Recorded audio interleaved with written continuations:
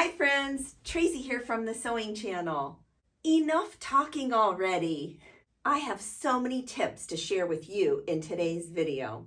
In the last video, I shared with you my beautiful Minky that I found for the back of this beautiful quilt.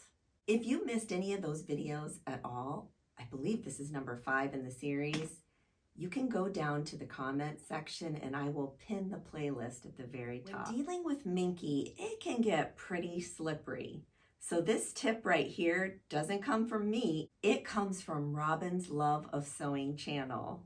I was watching one of her videos where she shared with us the press and seal hack on how to cut Minky so that you don't get those flyaway furries everywhere.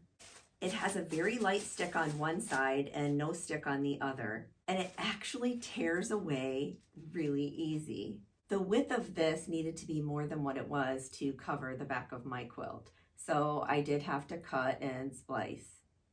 In doing that, I also had to line up these checks, right? I know. Minky has a stretch to it. What I did was lay the press and seal on both of the right sides. Then I matched them up together, pinned them really good, and took them to the sewing machine. Did you know that when you deal with Minky or any type of really soft, fuzzy, furry fabric, there is a nap that you need to follow? If you don't follow the nap when you sew these pieces together, you are going to get a nap going one way and a nap going the other way, and you do not want that.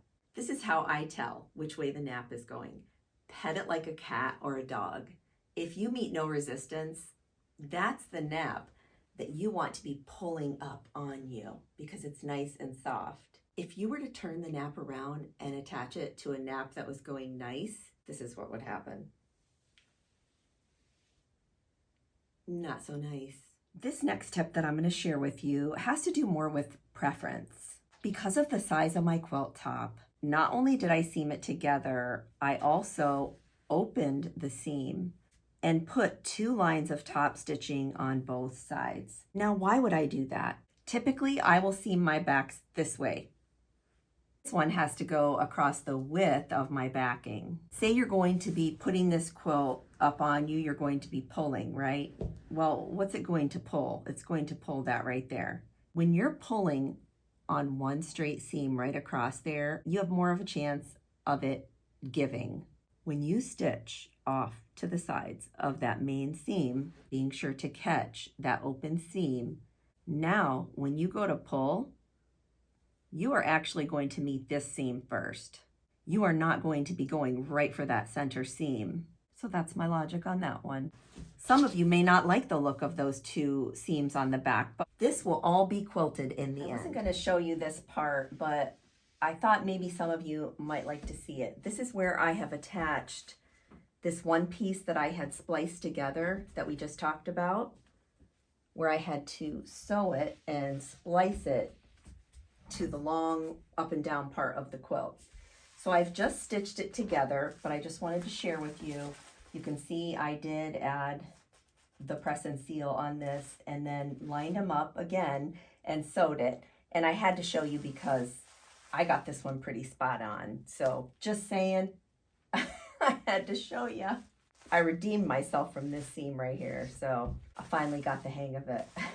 Another tip that I can share with you, when I trim this off, this Minky, I am going to cut off a 1/2 inch seam allowance up to that seam right there. I feel like Minky needs a little bit more seam allowance than a 1/4 inch. A 1/4 inch seam allowance on Minky, I feel like it would get lost within the seam. Imagine if you didn't have these checks in here. You'd be flying fast through this. On this seam right here that I showed you earlier, it puckered a little bit off to the side of those side seams. I believe that's because I pulled my press and seal off and then did those anchoring seams. You're probably asking yourself if you need a special needle to be working with all of these different fabrics. My answer to that may surprise you. I don't use any special needles unless I'm sewing on like really stretchy fabric. Pretty much 100% of the time, you will find 80-12 top stitch needle by Superior in my sewing machines at all times. So I wanted to show you how I unpicked all this craziness, right? When we cut through this wrap earlier, it was just to cut through and make the cuts. One lesson I learned from doing this seam right here on the outer seams, the anchoring seams, was to make my stitch length bigger. That smaller stitch length that I had on there for regular piecing and such, it actually made it harder to dig out saran wrap. So I'm going to make sure that I do not hit the thread itself. This right here is just a pair of tweezers that I had. You can see it comes off really easy, you know, where it's serrated from the thread. But the problem is these tiny slivers in between. Can we just take a look at those seams right here? All I can say is, oh my word, absolutely, press and seal works. Thank you, Robin. Okay, friends, are you ready for my crazy plan? I've used Minky and batting in the past together on a quilt top. I hated it. It's too heavy. Way too heavy. Now I know a lot of you don't like just Minky and a quilt top. Maybe you think it's too thin, or maybe you don't think the quilting looks as good on it. I don't mind it because it is a lighter version of a quilt. I'm going to meet you all in the middle. I'm going to put a white flannel in between my quilt top and my gingham Minky to ensure that I have zero problems. I am going to connect the both of them with Wonder Under. If you've never worked with Wonder Under, it's a great product. We are going to use it in quilting. We want the Minky and the flannel to stay together. Wonder Under is webbing, and you iron it down on one side and you peel the paper up, and then you lay your other fabric on top of that and press that out, and then they become one. Let me show you. I am going to connect this with Wonder Under Stretch. Style 888. It's made by Pellon. It's an iron-on transfer that you would transfer down first with a hot iron, then peel back, and then add your other layer, connecting and making the fabrics one. The first thing I'm doing is laying down a couple of thick towels, then going to lay my flannel down. You're going to lay out the bumpy side and have the paper side up, and about 5 seconds or so over each side. One tip I almost forgot when using this Pellon fusible. I saw this on an older video, and I will link it down below. What you do is you take some thread. Since I've used that side already, I'll just come in from this side. And you just lay the thread right there underneath the backing. And then you're just going to iron as normal.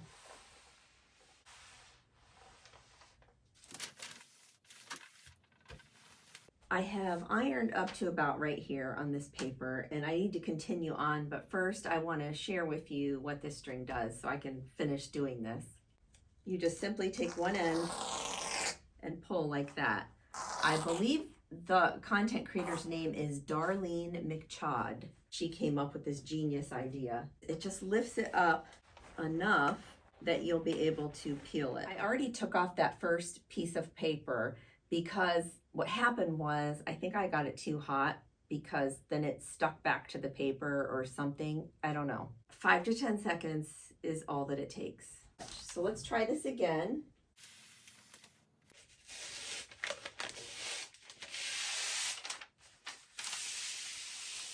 I don't know if you can see this. See how shiny that is? But yet it's lightweight enough that it still maintains the drape within the flannel. I love that. So the key to this Wonder Under right here is to not go over it too much, because it will then stick to itself. You're all set now to connect the flannel to the Minky. You can see here, it's kind of like a rubberized type gluey kind of substance. It'll be between the Minky and the flannel. The directions say to use a damp cloth. So I have a damp cloth here. Here goes nothing.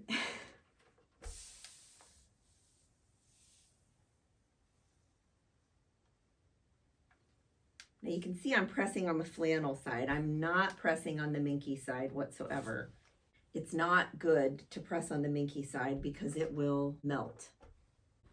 Okay, friends, I am super excited. This is all fused together. These layers, they're not going anywhere. They're not going to shift. The Minky isn't going to get all distorted on us when we go to free motion quilt.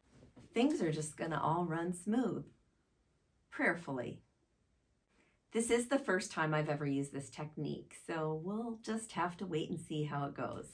In the next video, we're going to take these two layers, connect them with this pretty quilt top, free motion quilt, and bind the quilt. I think we can get it all done in the next video, but I'm not making any promises. I think I promised you all in the beginning that I would show you what the binding is going to be for this quilt. What do you think of that? A pink polka dot. Hopefully you can get the idea there. What do you think? It's a tad darker than the other pinks within the quilt, but I think it might make the borders pop. But we'll see. Until next time on the Sewing Channel, take care.